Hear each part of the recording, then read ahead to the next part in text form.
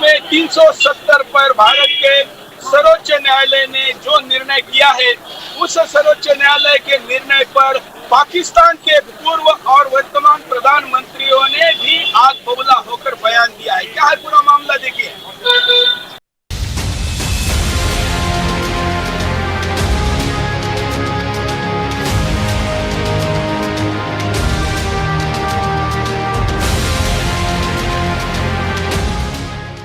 भारत के सर्वोच्च न्यायालय ने धारा 370 को अस्थायी क्या करार दिया।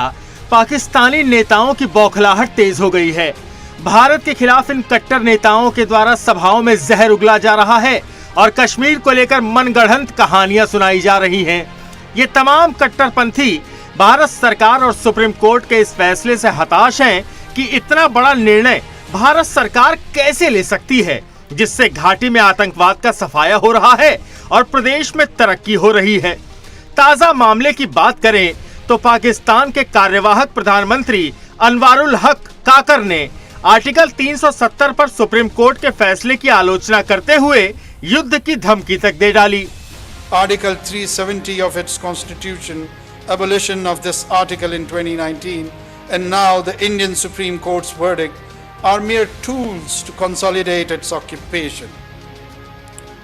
Domestic legislation and judicial verdicts cannot absolve India of its international obligations under the UN Security Council resolutions. The Indian government or its judiciary have no right to take unilateral measures against the will of other parties to the dispute, that is, the Kashmiri people and Pakistan. Now, verdict of any Indian court can stifle the aspirations of the Kashmir people. They had rejected India's illegal occupation in 1947. They also reject the actions of 5th August 2019. The judgment is politically motivated. This legal manipulation is an old tool in the hands of occupying powers, aimed at creating ground realities, feigning hatred for popular support, and finally seeking legal validation through puppet courts. We and the Kashmiri people reject all this. Pakistan अधिग्रहित कश्मीर भारत का अभिन्न अंग है। ये वाक्य गृह मंत्री अमित शाह संसद के दोनों सदनों में कई बार दोहरा चुके हैं। बाकायदा पाकिस्तान अधिग्रहित कश्मीर को लेकर इस बार लोकसभा में बोलते हुए केंद्रीय गृह मंत्री अमित शाह ने ये तक घोषणा कर दी कि पीओके में विधानसभा की 24 सीटें आरक्षित की जाती हैं। यही नहीं, महाराष्ट्र के पूर्व मुख्यमंत्री उद्धव ठाकरे ने भी ऐसा ही बयान दिया, जिससे पाकिस्तान के साथ साथ देश के अंदर भी देश विरोधी ताकतों को तगड़ा झटका लगा है। उद्धव ठाकरे ने सुप्रीम कोर्ट के फैसले की सराहना करते हुए कहा था कि चुनाव से पहले पाकिस्तान अधिग्रहित कश्मीर अगर पूर्ण रूप से भारत का हिस्सा हो जाता तो ये और अच्छी बात होती। बस इन्हीं सारी खबरों से पाकिस्तान में बैठे तमाम नेताओं को मिर्ची लगी है और जब 370 पर सुप्रीम कोर्ट का सुप्रीम फैसला आ गया तो हताश और परेशान ये नेता भारत को युद्ध की गीदड़ धमकियां दे रहे हैं। पाकिस्तान में बैठी सरकार को समझना होगा कि भारत अब कश्मीर के मुद्दे को छोड़कर पाकिस्तान अधिग्रहित कश्मीर पर विचार कर रहा है।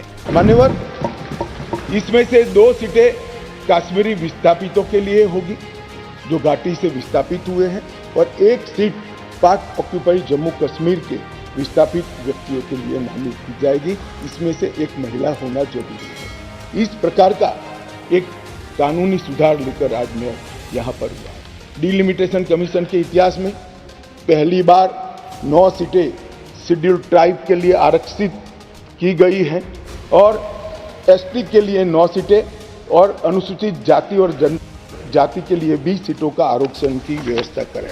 नई जो स्कीम बनी है उसमें जम्मू में पहले 37 सीटें थी, 37 सीटें थी। ये भी न्याय का सवाल है। जम्मू में पहले 37 सीटें थी, अब 43 हुई है, 43 हुई है। कश्मीर में पहले 46 थी, अब 47 हुई है और पाक ऑक्यूपाई कश्मीर की 24 सीटें, क्योंकि वो हमारा है, हमने रिजर्व रखी। हम तो स्वागत करते हैं इसका, क्योंकि आर्टिकल 370 हटाने के वक्त पे हमने समर्थन किया था और आज सुप्रीम कोर्ट ने जो निर्देश दिए हैं उनका हम स्वागत करते हैं। उम्मीद यही करते हैं, आशा यही है कि जो दूसरा आदेश उन्होंने दिया है कि नेक्स्ट सितंबर तक वहाँ चुनाव होने चाहिए, तो वो भी चुनाव जल्द से जल्द हो जाएंगे और वहाँ की जो जनता है उनको खुली हवा में मतदान करने का अवसर मिलेगा और मिलना चाहिए।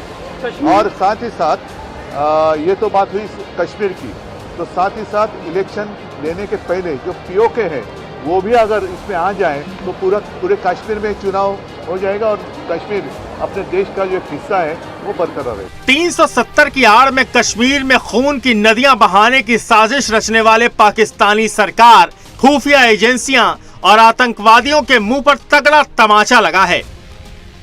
पाकिस्तान के कार्यवाहक प्रधानमंत्री अनवारुल हक काकर ने आर्टिकल 370 पर भारतीय सुप्रीम कोर्ट के फैसले की आलोचना करते हुए युद्ध की धमकी दी है।